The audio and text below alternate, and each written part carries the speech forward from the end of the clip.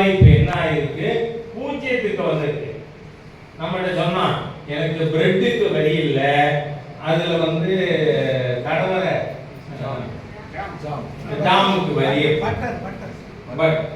வெண்ணெய்க்கு வெண்ணெய் தான் விட்டுருவோம். ஆனா இன்னைக்கு என்ன, பரோட்டா சாப்பிட்டா கூட அதுக்கு வரி இல்லை.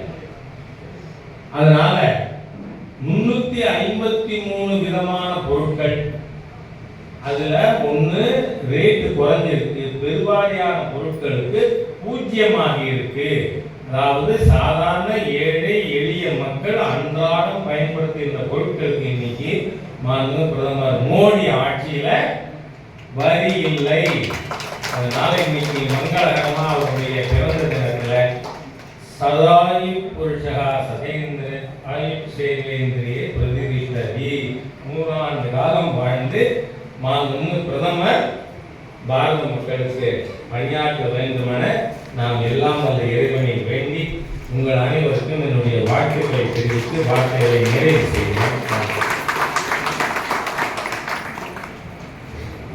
சிறப்பானதொரு ஆன்மீக அரசியலை முன்னெடுத்து சென்ற அண்ணன் திரு எஸ் ராஜா அவர்களுக்கு நன்றி.